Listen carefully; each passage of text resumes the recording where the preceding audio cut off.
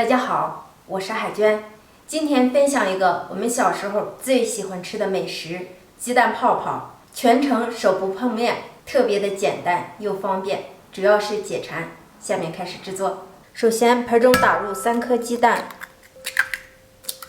加入3克酵母，20克白糖，白糖可以根据自己的口味增加减。先充分的搅拌均匀，搅拌均匀后，加入300克中筋面粉，继续搅拌。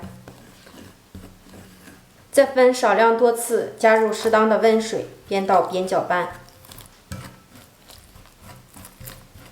多搅拌一会儿，搅拌至这样细腻无颗粒的稠面糊状态即可。盖上盖子，发酵至2倍大。看下，面型发质明显变大，表面有这种密集的蜂窝组织即可。然后我们用一个小铲，充分的给它搅拌均匀，排除里面的空气。搅拌至面变回原来的大小即可。准备一个裱花袋或者干净的食品袋，倒入面糊。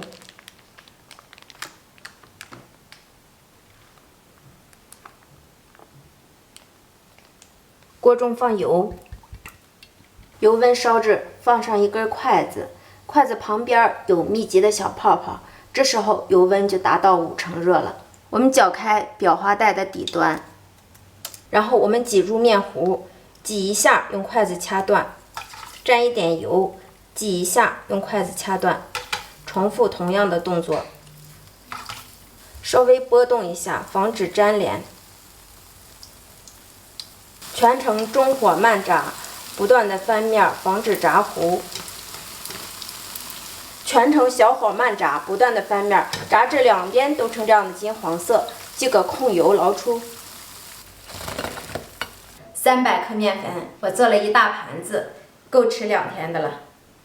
色泽饱满金黄，主要是手不碰面，简单方便。掰开一个看一下，里边特别的暄软。个个像小面包，一口一个，特别的好吃。如果您喜欢，就记得收藏，有时间试试吧。我是海娟美食，我们明天见。